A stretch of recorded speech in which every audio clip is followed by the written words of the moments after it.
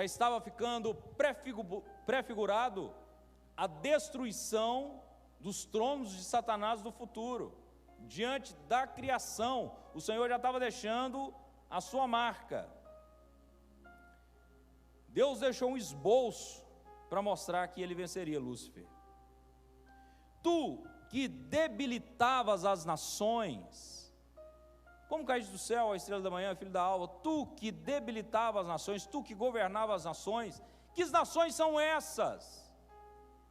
Nações de anjos, porque o mundo espiritual é organizado, o mundo espiritual é muito organizado, e Satanás não mexeu na estrutura organizacional do mundo, que Deus estabeleceu, porque ele sabe que não tem uma maneira de funcionar melhor do que aquela maneira que Deus deixou. Ele não é bobo, ele é inteligente, então ele deixou posicionado da maneira como ele já tinha pego no início. Alguém que, se você não quiser falar, tudo bem, mas alguém que já teve num centro espírita no passado? Alguns irmãos já tiveram. Você já percebeu que quando vai fazer lá o saravá, tem um espírito que vem da mata, tem um espírito que vem da água, tem um espírito que vem não sei de quê, que vem do fogo? São esses anjos caídos, que se deslocam do seu poder de trono e se manifestam ali naquele lugar. Escute uma coisa, Jesus, ele amaldiçoou uma figueira, é importante você prestar atenção nisso. Jesus amaldiçoou uma figueira em Marcos 11, 13, abre aí, Marcos 11, 13.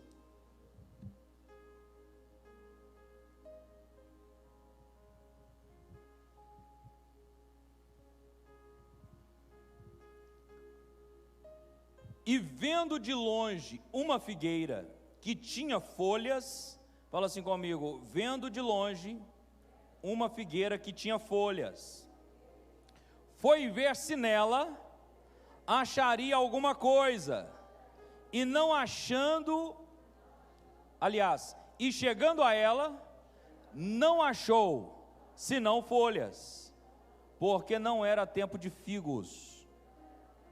Versículo 14, por favor. E Jesus falando, disse-lhe: nunca mais coma alguém fruto de ti para sempre. E os seus discípulos ouviram isso. O que aconteceu com a figueira depois, irmãos? Ela secou.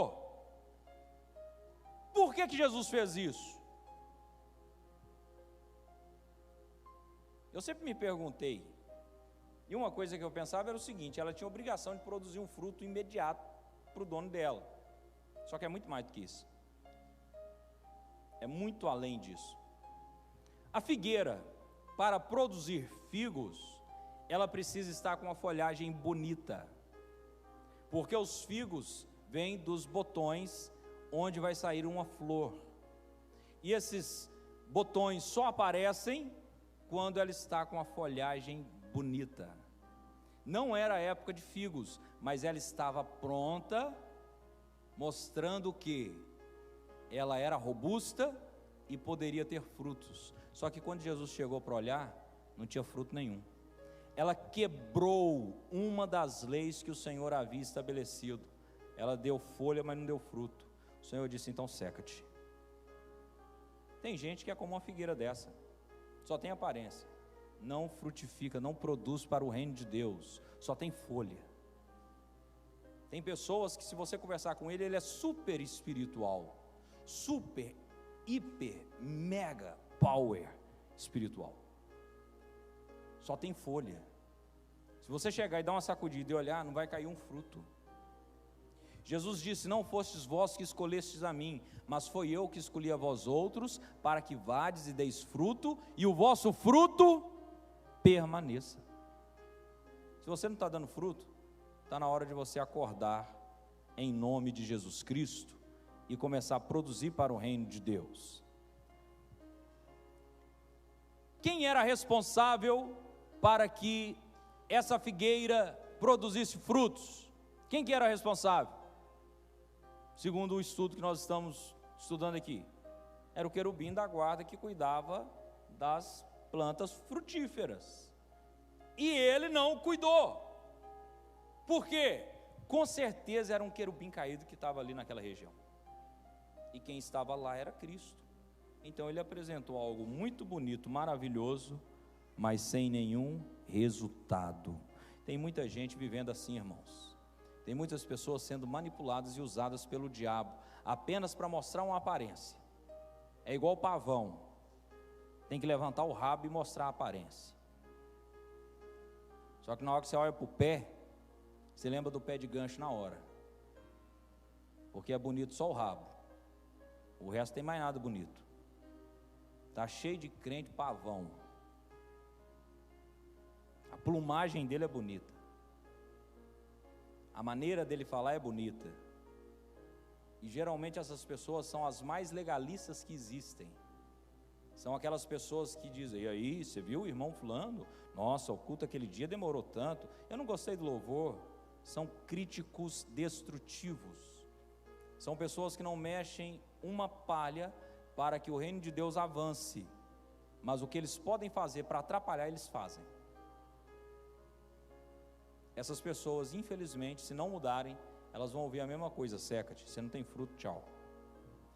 É por isso, irmãos, que nós iremos julgar os anjos. Você sabia que você vai julgar os anjos?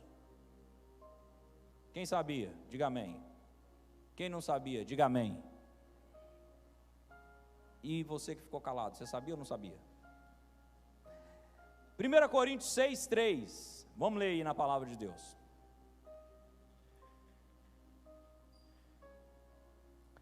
Não sabeis vós que havemos de julgar os anjos?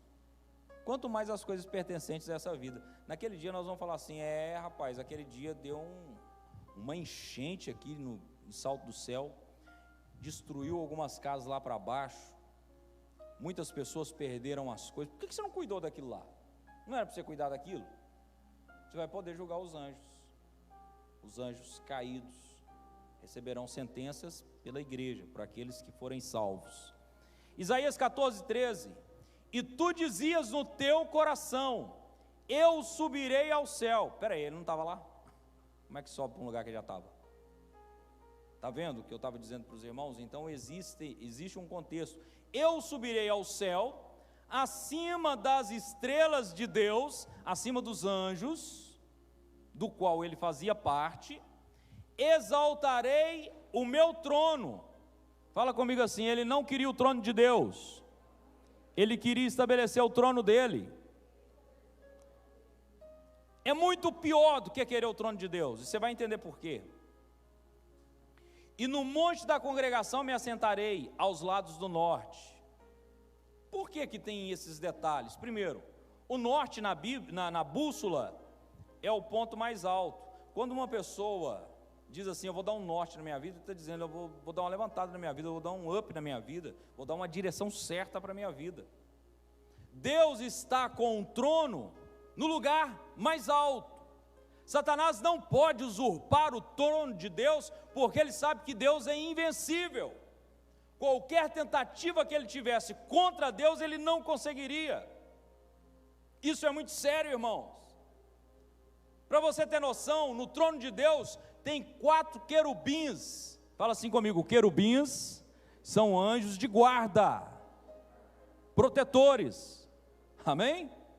No trono de Deus tem 4 querubins. Pastor, onde que está escrito isso? Apocalipse 4:6, abre aí para mim bem rapidinho.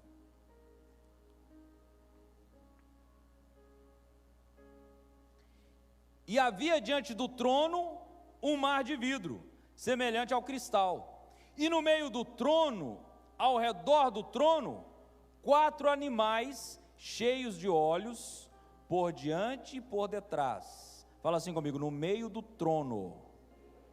Na base do trono de Deus existem 4 querubins, e eles possuem 4 rostos.